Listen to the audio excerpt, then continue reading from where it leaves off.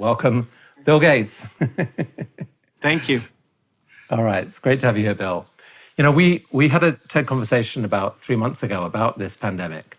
And back then, I think that was the end of March. Back then, fewer than 1,000 people in the US had died and fewer than 20,000 worldwide.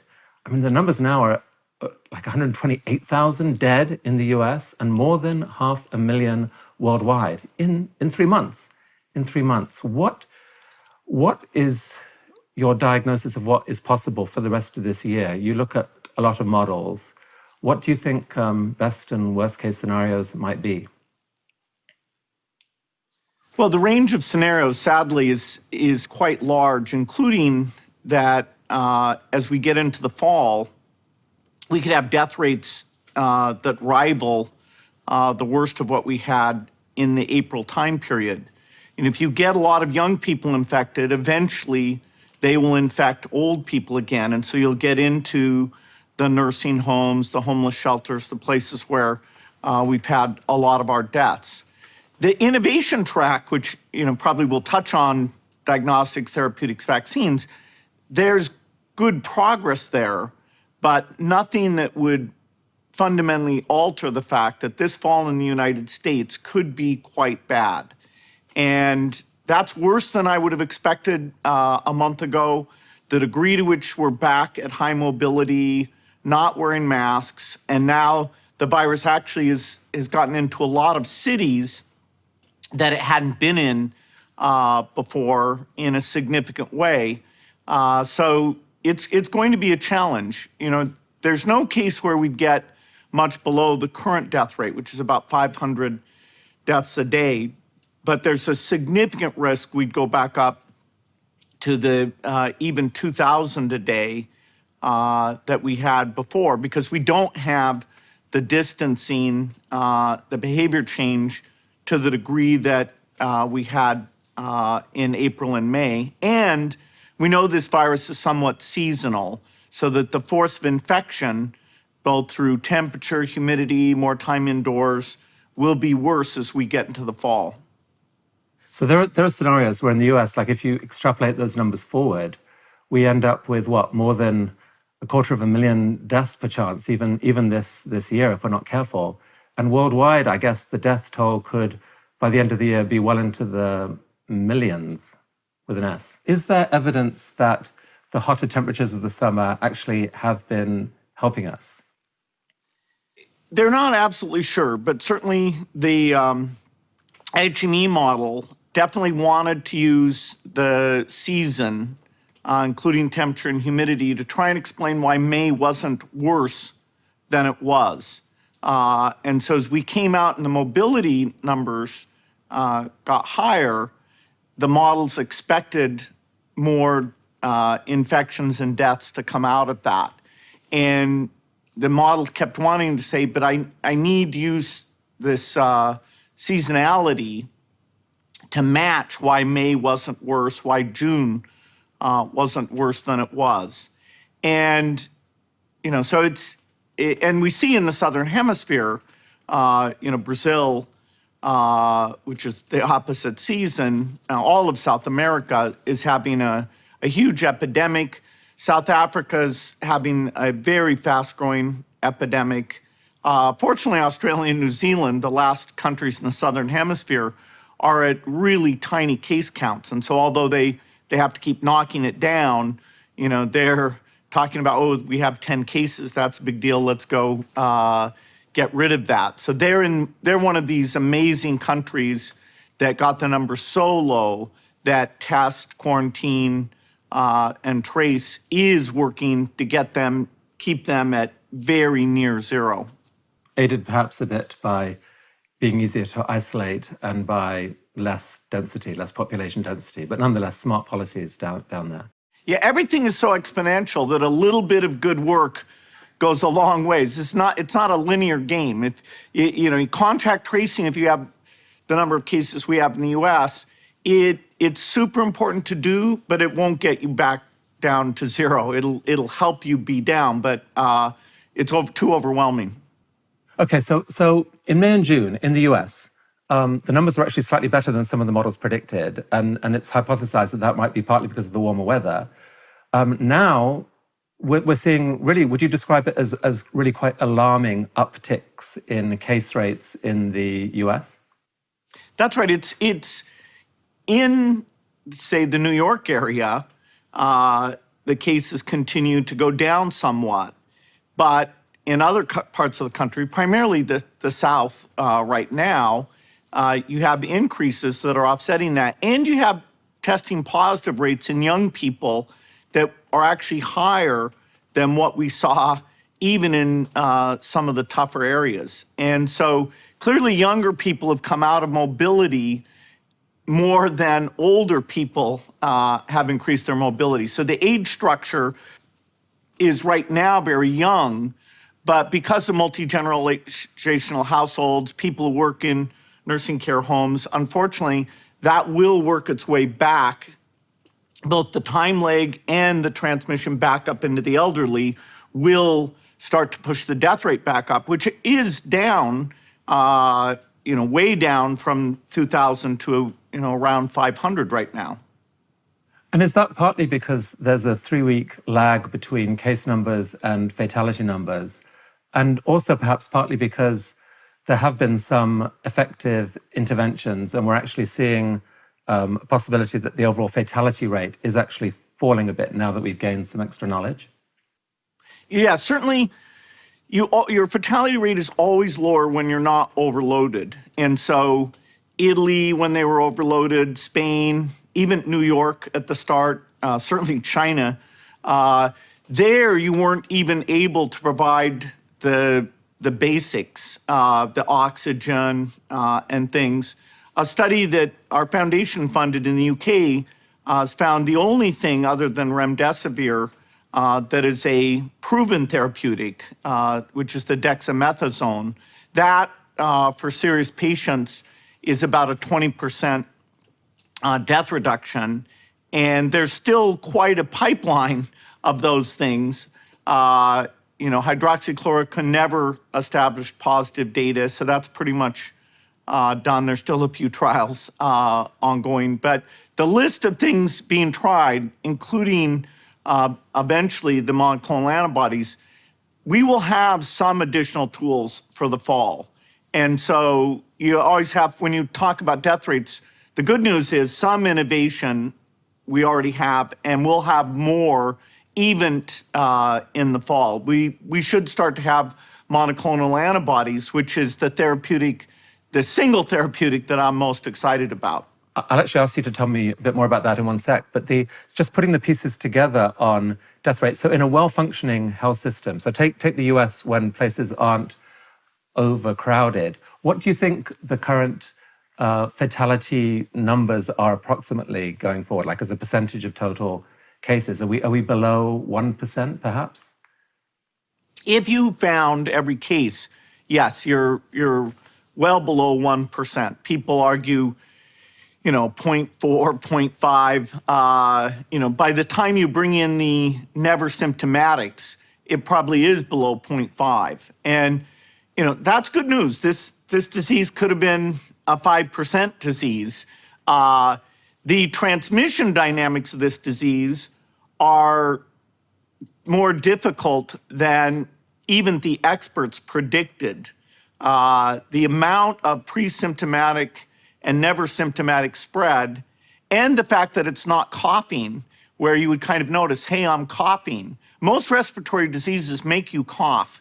This one, in its early stages, it's not coughing. It's singing, laughing, talking, actually still, particularly for the super spreaders, people with very high viral loads, causes that spread. And that's pretty novel. And so even the experts have to say, wow, this caught us by surprise. The amount of asymptomatic spread and the fact that there's not a coughing element is not a major piece like the flu or TB. Yeah, that is devilish cunning by the virus. I mean, how much is that non-symptomatic transmission as a percentage of total transmission? I've heard numbers, it could be as much as half of all transmissions are basically pre-symptomatic. Yeah, if you count pre-symptomatics, then most of the studies show that's like at 40%. And we also have never symptomatics. The amount of virus you get in your upper respiratory area is somewhat disconnected. Some people will have a lot here and very little in their lungs. And what you get in your lungs causes the really bad symptoms and other organs, but mostly the lungs. And so that's when you seek treatment. And so the worst case in terms of spreading is somebody who's got a lot in the upper respiratory tract, but almost none in their lungs. So they're not care seeking. Right. And so if you add in the never symptomatic to the pre-symptomatic, do you get above 50% of the transmission is actually from non-symptomatic people? Yeah, transmission is harder to measure. We see certain hotspots and things, but that's a huge question with the vaccine.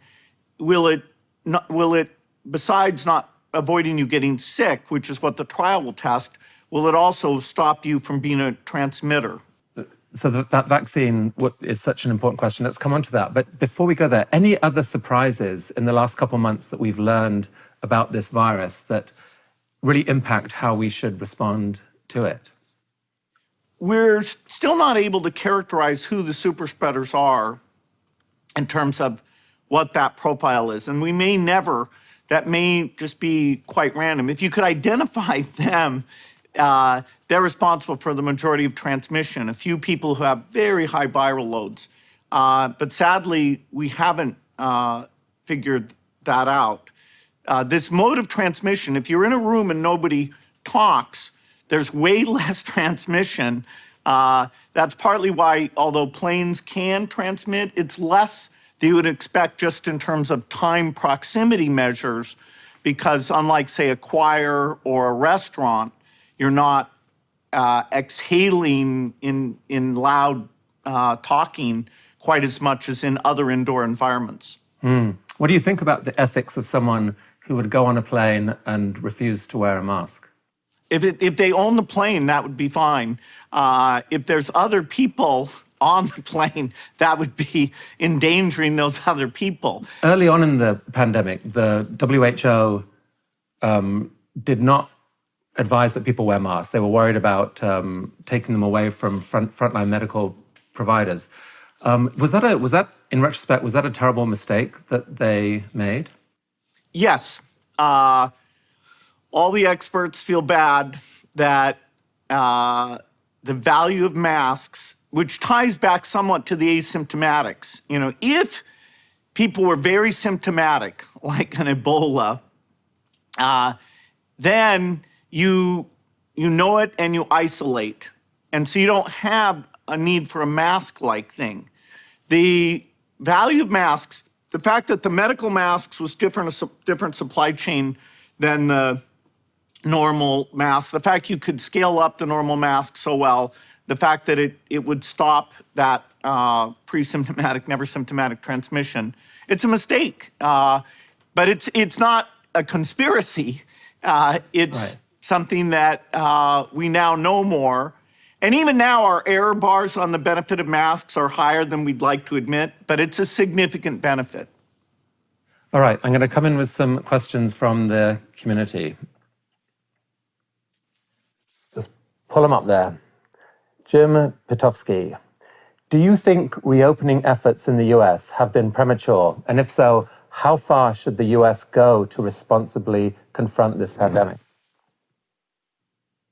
Well, the question of how you make trade-offs between the benefit, say, of going to school versus the risk of people getting sick because they go to school, those are very tough questions that, I don't think any single person can say, I will tell you how to make all these trade-offs. The understanding of where you have transmission and the fact that young people do get infected and are part of it, the multi-generational transmission chain, we should get that out. If you just look at the health aspect, we have opened up too liberally. Now, opening up in terms of mental health and seeking normal health things like vaccines or other care, there are benefits. I think some of our opening up has created more risk than benefit. Opening the bars up as quickly as they did, is that critical for mental health? Maybe not. So I don't think we've been as tasteful about opening up as I'm sure we as we study it, that we'll realize some things we shouldn't have opened up as fast. But then you have something like school, where even sitting here today, the exact plan, say for inner city schools for the fall, I wouldn't have a black and white view on the relative trade-offs involved there. There are huge benefits to letting those kids go to school, and how do you weigh the risk? If you're in a city without many cases, I would say probably the benefit is there. Now that means that you could get surprised. The cases could show up, and then you'd have to change that, which is not easy. But I think around the U.S. there'll be places where that won't be a good trade-off. So almost any dimension of inequity, this disease has made worse. Job type, internet connection, ability of your school to do online learning. White-collar workers, people are embarrassed to admit it. Some of them are more productive and, enjoying the flexibility that the at-home thing has created. And, that feels terrible when lots of people are suffering in many ways, including their kids not going to school. Indeed. Let's have the next question. For us in Rwanda, early policy interventions have made the difference. At this point, what policy interventions do you suggest for the US now? Bill, I dream of the day where you were appointed the coronavirus czar with authority to actually speak to the public, and what would you do?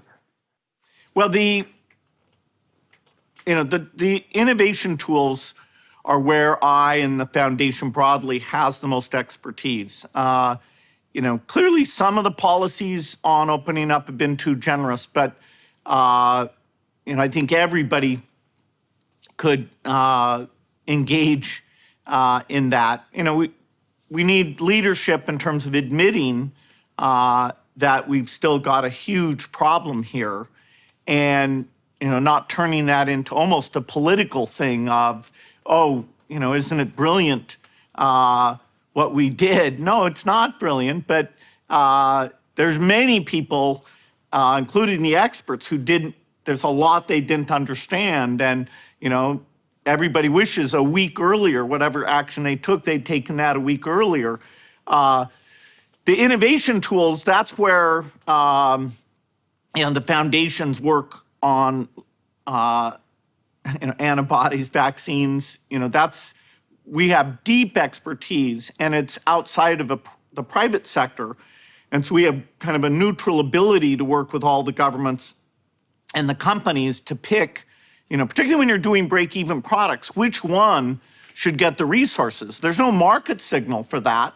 It's experts have to say, okay, this antibody deserves the manufacturing, this vaccine deserves the manufacturing, because we have very limited manufacturing for both of those things, and it'll be cross-company, which never happens in the normal case, where one company invents it and then you're using the manufacturing plants of many companies to get maximum scale of the best choice. So, I would be coordinating those things, but we need a leader who keeps us up to date, is realistic, and shows us the right behavior, as well as driving the innovation track. I mean, you have to yourself be a master diplomat in how you talk about this stuff, so I appreciate almost the discomfort here. But I mean, you talk regularly with Anthony Fauci, who's a wise voice on this by most people's opinion. But to what extent is he just hamstrung? He's not allowed to play the full role that he could play in this circumstance. Dr. Fauci's emerged where he was allowed to have some airtime, and even though he was stating things that are realistic. His prestigious stuff, he could speak out in that way. Typically, the CDC would be the primary voice here. It's not absolutely necessary, but in previous health crises, you let the experts inside the CDC be that voice. They're trained to do these things. And so it is a bit unusual here how much we've had to rely on Fauci as opposed to the CDC. It should be Fauci, who's a brilliant researcher, so experienced, particularly in vaccines.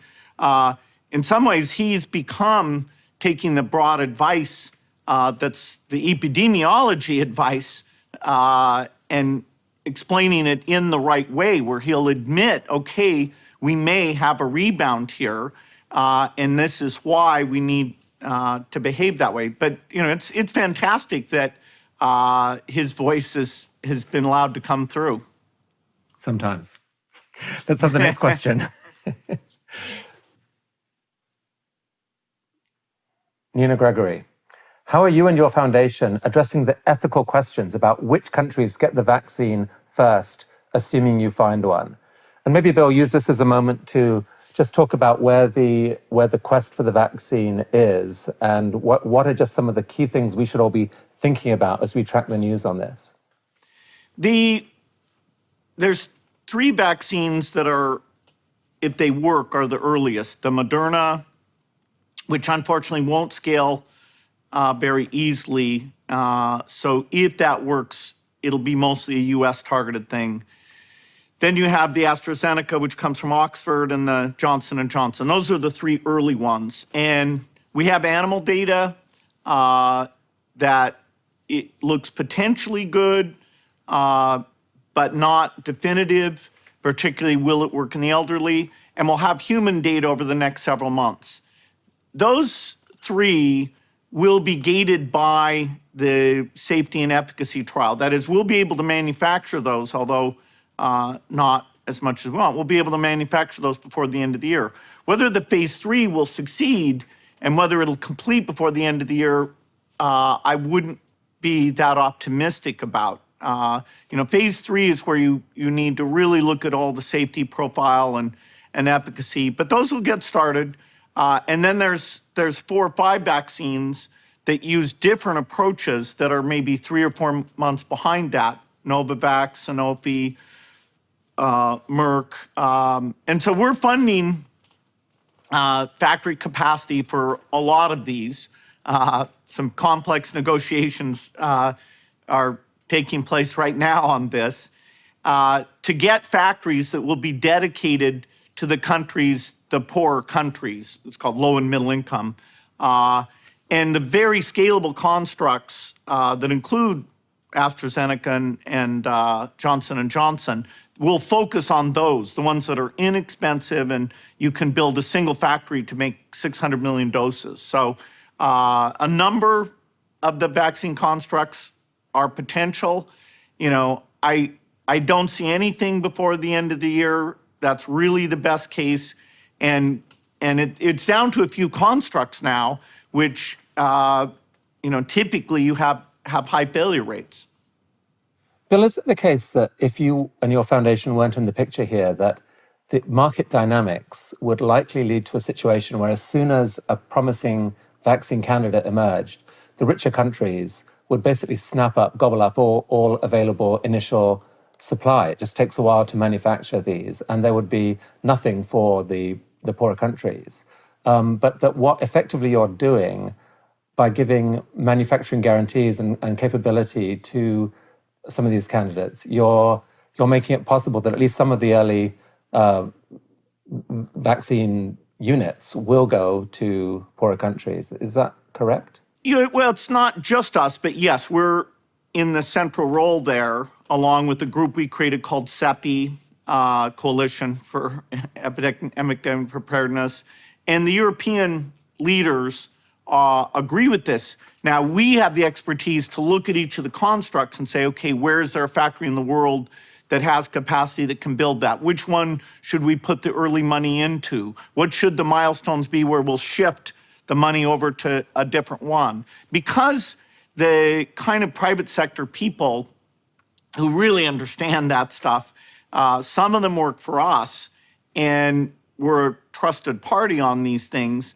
We get to coordinate a lot of it, particularly that manufacturing piece. Usually, you'd expect the U.S. to think of this as a global problem and be involved. So far, no activity on that front has taken place. I am talking to people in the Congress and the administration about when the next relief bill comes along, that maybe 1% of that could go for the tools to help the entire world. And so it's possible, but it's unfortunate. And the vacuum here, the world is not that used to, and a lot of people are stepping in, including our foundation, to try and have a strategy, including for the poor countries who will suffer a high percentage of the deaths and negative effects, including their health systems being overwhelmed. Most of the deaths will be in developing countries, despite the huge deaths we've seen in Europe and the US. I mean, I wish I could be a fly on the wall and hearing you and Melinda talk about this, because of all of the ethical crimes, let's say, executed by leaders who should know better. I mean, it's one thing to, not model mask wearing, but to not play a role in helping the world when faced with a common enemy respond as one humanity, and instead, catalyze a really unseemly scramble between nations to fight for vaccines, for example. That just seems that surely history is going to judge that harshly. That is just sickening, and isn't it? Am I missing something? Well, it's not quite as black and white as that. The U.S. has put more money out to fund the basic research on these vaccines than any country by far. And that research is not restricted. There's not like some royalty that says, hey, if you take BARDA money, you have to pay the U.S. a royalty. They do, to the degree they fund research, it's for everybody. To the degree they fund factories, it's just for the U.S. The thing that makes this tough is that in every other global health problem, the U.S. totally leads smallpox eradication. The U.S. is totally the leader on polio eradication with key partners, CDC, WHO, Rotary, UNICEF, our foundation. So the world, and on HIV, what under President Bush's leadership, but it was very bipartisan, this thing called PEPFAR was unbelievable. That has saved tens of millions of lives. And so it's that the world always expected the U.S. to at least be at the head of the table, financially, strategy. Okay, let's, how do you get these factories for the world? Even if it's just to avoid the infection coming back to the U.S. or to have the global economy working, which is good for U.S. jobs, to have demand outside the U.S. And so the world is kind of, there's all this uncertainty about which thing will work, and there's this, okay, who's in charge here? So the worst thing, the withdrawal from WHO, that is a difficulty that hopefully will get remedied at some point, because we need that coordination through WHO. Let's take another question. Ali Kashani, are there any particularly successful models of handling the pandemic that you have seen around the world? Well, it's fascinating that besides early action, there are definitely things where you take people who have tested positive and you monitor their pulse ox, which is an oxygen saturation level in their blood, which is a very cheap detector. And then to get them to the hospitals fairly early. Weirdly, patients don't know things are about to get severe. It's interesting physiological reason, but I won't get into. And so Germany has quite a low case fatality rate that they've done through that type of monitoring. And then of course, once you get in facilities, we've learned that the ventilator actually although extremely well-meaning, was actually overused and used in the wrong mode in those early days. So the doctors are way smarter about treatment today. Most of that, I would say, is global. Using this pulse ox as an early indicator, that'll probably catch on broadly. But Germany was a pioneer there. And now, of course, dexamethasone, fortunately, it's cheap, it's oral, we can ramp up max manufacture. That'll go global as well. Bill, I want to ask you something about what it's been like for you personally through this whole process, because weirdly, even though your passion and good intent on this topic seems completely bloody obvious to anyone who's spent a moment with you, there are these crazy conspiracy theories out there about you. I just checked in with a company called Signal that monitors social media spaces. They say that to date, I think on Facebook alone, more than 4 million posts have taken place that associate you with some kind of conspiracy theory around the virus. I read that there was a poll that more than 40% of Republicans believe that the vaccine that you would roll out would somehow plant a microchip in people to track their location. I mean, I can't even believe that poll number. And then some people are taking this seriously enough, and some of them have even been recirculated a bit on Fox News and so forth. Some people are taking this serious enough to sort of make really quite horrible threats and so forth. You seem to do a good job sort of shrugging this off, but really, I don't, who else has ever been in this position? How are you managing this? What on earth world are we in that this kind of misinformation could be out there? What can we do to help correct it? I'm not sure. And, it's a new thing that, there's conspiracy theories. I mean, Microsoft had its share of controversy, but at least that related to the real world. Did Windows crash more than it should? And, we definitely had antitrust problems, but at least I knew what that was. When this emerged, I have to say, my instinct was to joke about it. People have said that's really inappropriate because this is a very serious thing. It is going to make people less willing to take a vaccine. And of course, once we have that vaccine, it'll be like masks, where getting lots of people, particularly when it's a transmission blocking vaccine, there's this huge community benefit to widespread adoption of that vaccine. And so I am caught a little bit unsure what to say or do, because the conspiracy piece is a new thing for me. And what do you say that doesn't give credence to the thing? The fact that a Fox News commentator, Lauren Ingram, was saying this stuff about me microchipping people, that survey isn't that surprising because that's what they heard on the TV. It's wild, and people are clearly seeking simpler explanations than going and studying virology. I mean, Ted is non-political, but we believe in the truth. I would say this, Laura Ingraham, you owe Bill Gates an apology and a retraction. You do.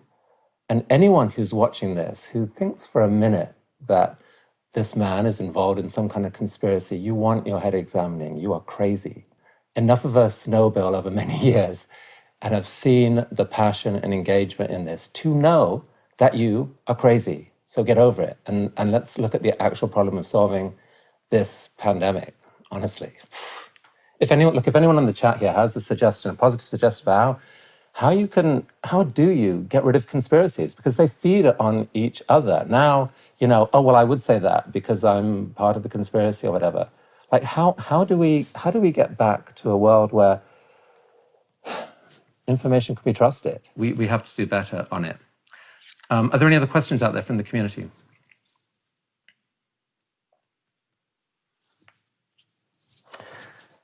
Maria Bendix from New York City. What are your personal recommendations for those who want to reduce their risk of infection amid an uptick in cases?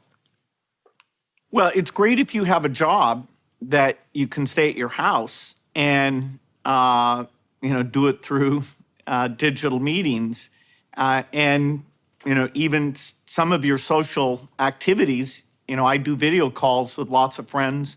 I have friends in Europe that who knows when I'll see them, but we schedule regular calls to talk. It's just if you stay fairly isolated, you don't run much risk. And it's when you're getting together with lots of other people, either through work or socialization, that drives that risk. And particularly in these communities where you have increased cases, even though it's not going to be mandated, hopefully the mobility numbers will show people responding and minimizing those kind of out-of-the-house contacts. Bill, I wonder if I could just ask you just a little bit about philanthropy. Obviously, your foundation has played a huge role in this, but philanthropy more generally, you've started this Giving Pledge movement, recruited all these billionaires who have pledged to give away half their net worth before or after their death. But it's really hard to do. Like it's really hard to give away that much money. You yourself, I think, since the Giving Pledge was started, 10 years ago or something? I'm not sure when. But your own net worth, I think, has doubled since that period, despite being the world's leading philanthropist. Is it just fundamentally hard to give away money effectively to make the world better? Or should the world's donors, and especially the world's really rich donors, start to almost commit to a schedule? Like here's a percentage of my net worth each year that as I get older, maybe that goes up. That if I'm to take this seriously, I have to give away somehow. I've got to find a way of doing that effectively. Is that an unfair and crazy question? Well, it'd be great to up the rate. And, our goal, both as the Gates Foundation or through the Giving Pledge, is to help people find causes they connect to. People give through passion. Yes, numbers are important, but there's so many causes out there. The way you're going to pick is you see somebody who's sick, you see somebody who's not getting social services, you see something that helps reduce racism, and you're very passionate, and so you give to that. And of course, some philanthropic gifts won't work out. We do need to up the ambition level of philanthropists. Now, collaborative philanthropy that you're helping to facilitate through Audacious, there's 4 or 5 other groups that are getting philanthropists together. That is fantastic because then they learn from each other, they get confidence from each other, they feel like, hey, I put in X and the 4 other people put money in, so I'm getting more impact. And hopefully it can be made fun for them, even when they find out, okay, that particular gift didn't work out that well, but let's keep going. So philanthropy, yes, I would like to see the rate go up. And people who do get going, it is fun, it's fulfilling. You pick which of the family members are partnered in doing it. In my case, Melinda and I love doing this stuff together, learning together. Some families, it'll be even involve the kids in the activities. Sometimes the kids are pushing. When you have lots of money, you still think $1 million is a lot of money. But if you have billions, you should be giving hundreds of millions. And so it's kind of charming that in terms of your personal expenditure, you stay at the level you were at before. That's, societally quite appropriate. But on your giving, you need to scale up, or else it'll be your will and you won't get to shape it and enjoy it quite that same way.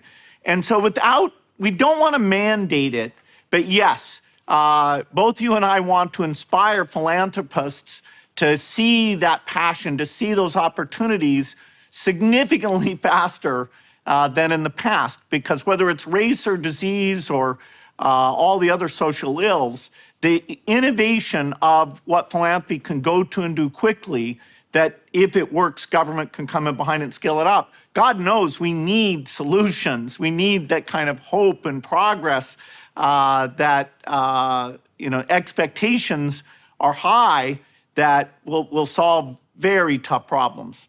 I mean, most philanthropists, even the best of them, find it hard to give away more than about 1% of their net worth every year. And yet the world's richest often have access to great investment opportunities. Many of them are gaining wealth at 7 to 10% plus per year. Isn't it the case that to have a real chance of giving away half your fortune, at some point you have to plan to give away 5, 6, 7, 8, 10% of your net worth annually? And that is, I mean, isn't that the logic of what should be happening? Yeah, there are people like Chuck Feeney who set a good example and gave away all of his money. Melinda and I are talking about, should we up the rate that we give at? As you say, we've been very lucky on the investment side, through a variety of things. Tech fortunes in general have done well, even this year, which is one of those great contrasts in what's going on in the world. And I do think there's an expectation that we should speed up, and there's a reason to speed up. Government is going to miss a lot of needs. Yes, there's tons of government money out there, but helping it be spent well, helping find places it's not stepping up, and if people are willing to give to the developing world, they don't have governments that can print checks for 15% of GDP. And so the suffering there broadly, just the economic stuff alone, put aside the pandemic, is tragic. It's about a 5-year setback in terms of these countries moving forward. And in a few cases, it's tough enough that the very stability of the country is in question. Well, Bill, I'm in awe of what you and Melinda have done. You walk this narrow path of trying to juggle so many different things, and the amount of time that you dedicate to the betterment of the world at large, and definitely the amount of money and the amount of passion you put into it. I mean, it's pretty awesome, and I'm really grateful to you for spending this time with us now. Thank you so much, and honestly, the rest of this year, your skills and resources are going to be needed more than ever. So good luck. Well, thanks. It's fun work, and I'm optimistic. So thanks, Chris.